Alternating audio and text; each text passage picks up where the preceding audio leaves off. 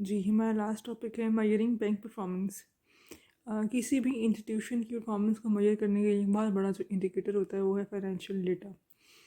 Financial analysis हम जानते हैं हॉरिजॉन्टल होता है, वर्टिकल होता है, रेशियो एनालिसिस होता है। तो इन्हीं की मदद से हम बैंक की परफॉर्मेंस को भी मेजर कर सकते हैं।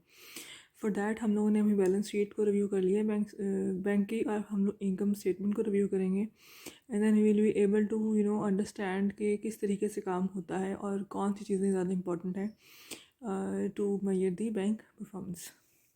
ये मेरे सामने एक बनी हुई है इनकम स्टेटमेंट। पहले हमें हेड्स पढ़ लेते हैं कि बैंक की ऑपरेटिंग इनकम में क्या है। Interest income. अब इंटरेस्ट इनकम कौन सी होगी? ये वो इनकम होगी जो बैंक के डिफरेंट एसेट से रिसीव होगी। वो एसेट्स कौन से हो सकते हैं? इंटरेस्ट ऑन लोन्स हैं, इंटरेस्ट ऑन सिक्योरिटीज़ हैं, और अदर इंटरेस्ट है। फिर है जी नॉन इंटरेस्ट इनकम। उसमें आ सकते हैं service charges on deposit accounts, other non interest income. और अगर हम इन दोनों को ऐड करते हैं तो क्या आ जाता है? Total operating income. That is the sum of interest income and non interest income. अगर आप लोगों को याद हो एक कॉर्पोरेशन की इनकम स्टेटमेंट, तो उसमें हम लोग इंटरेस्ट एक्सपेंस को as a financial expense consider करते हैं और हम उसको EBIT से माइनस करते हैं। लेकिन बैंक की जो ऑपरेशंस हैं वो सारी की सारी डील ही इंटरेस्ट में कर रही हैं। इनकम भी इंटरेस्ट है, एक्सपेंडिचर भी इनकम है। तो मेन या जो प्राइमरीली जो बैंक की इनकम्स है ना, मेजर सोर्स वो इंटरेस्ट है, और एक्सपेंडिचर का मेजर सोर्स इंटरेस्ट ही है, राइट। मतलब बैंक की जो इनकम स्टेटमेंट है वो डिफरेंट होती है from the other sectors and other corporations. अगर मैं ऑपरेटिंग एक्सपेंसेस को देखती हूँ तो अगेन इंटरेस्ट एक्सपेंस आया।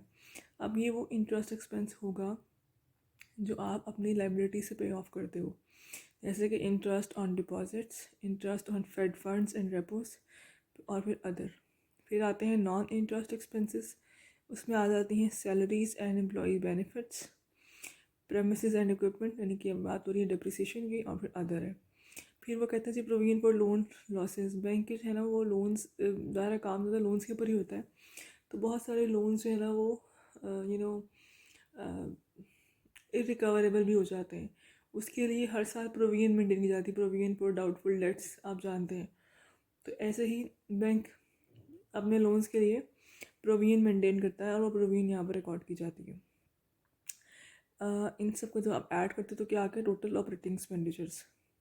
नेट ऑपरेटिंग इनकम क्या होगी? Operating incomes minus operating expenses. उसके बाद आ जाते हैं गेन या लॉसेस ऑन सिक्योरिटीज़। अगर आपने सिक्योरिटीज़ को सेल आउट किया और उसके बाद अगर प्राइस ज़्यादा होगी तो वो गेन होता है, प्राइस अगर कम है, सेल वैल्यू कम है उसकी एक्चुअल वैल्यू से, तो वो लॉस हो जाएगा।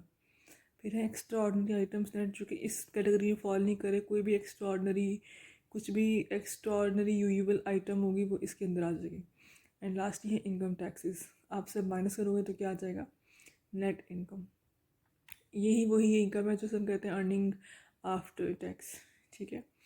हमने से रिव्यू क्यों किया है कि जब भी हमने बैंक की परफॉर्मेंस को देखना है तो हमने हर आइटम को रिव्यू करना होता है। कि आप हॉरिजॉन्टली हम रिव्यू करते हैं ना कि इनकम्स बढ़ रही हैं, कम हो रही हैं over the period of time, expenditures बढ़ रहे हैं, कम हो रहे हैं। अगर इनकम्स बढ़ रही हैं तो ऑब्वियसली आपके लिए अच्छी चीज़ है, फेवरेबल है कि आपने ओवर द टाइम पीरियड आपने अपनी इनकम्स बढ़ा ली हैं। और अगर आपके एक्सपेंडिचर्स बढ़ रहे हैं तो ये आपकी कंपनी के लिए या बैंक के लिए सूटेबल नहीं होता। लेकिन याद रखिएगा, समटाइम्स इनकम्स का बढ़ना, एक्सपेंडिचर का बढ़ना कोई इतना सिग्निफिकेंट रोल नहीं प्ले करता। मतलब उसमें अपनी बैंक की परफॉर्मेंस नहीं होती है, उसमें ऐसे फैक्टर्स भी इन्फ्लुएंशियल हो सकते हैं जो कि outside the beyond the control of the bank हो सकते हैं। जैसे कि मुल्क में बढ़ती हुई महंगाई, इन्फ्लेशन। अब एक चीज़ की पहले वैल्यू थी 10 रुपये, अब वो 20 हो गई है, तो आपकी सेल ज़्यादा रिकॉर्ड हो रही है, लेकिन एक्चुअली आपने नंबर ऑफ़ यूनिट्स इतनी सेल किए हुए हैं। तो द फैक्ट इज़ कि हमें साथ में नोट्स को स्टडी करना होता है कि हम एक्चुअली देखें कि क्या जो ये चेंजेस आ रही हैं ये टाइम वैल्यू ऑफ मनी या इकोनॉमिक कंडीशन से आ रही हैं, या एक्चुअली बैंक की इंटरनल परफॉर्मेंस बेहतर हुई है या ख़राब हुई है, राइट।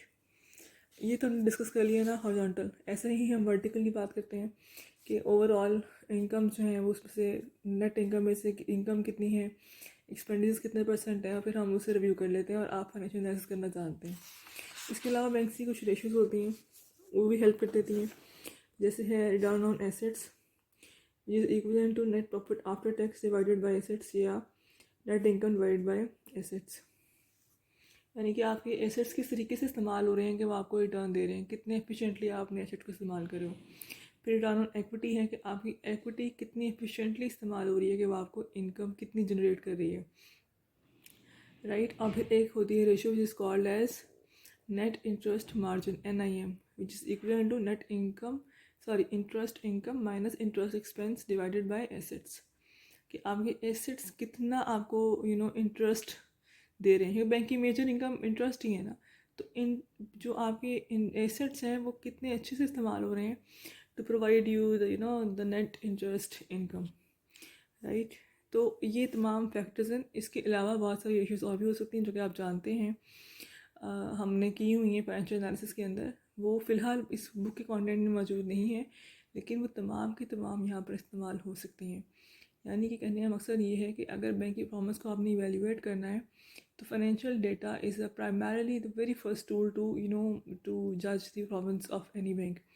बैंक हो या कोई कॉरपोरेशन हो, एक ही बात है, हमेशा हम फाइनेंशियल डेटा की बेसिस पे अपने स्टेटिस्टिक्स को शो ऑफ करते हैं, और उसी की ही वजह से हम बताते हैं कि हमारी परफॉर्मेंसेस ओवरऑल बेहतर हुई हैं, ख़राब हुई हैं। इसके अलावा भी होती हैं, इससे प्रोडक्शन भी हो सकती है, आउटपुट हो सकता है, इन चीज़ों को भी हम देख रहे होते हैं ओवर द टाइम पीरियड। लेकिन जो मेजर स्टेटिस्टिक्स फाइनेंशियल होते हैं, हम उसकी बिना पर ही परफॉर्मेंस ऑफ एनी कॉरपोरेशन और एनी बैंक हम रिव्यू कर रहे होते हैं, राइट।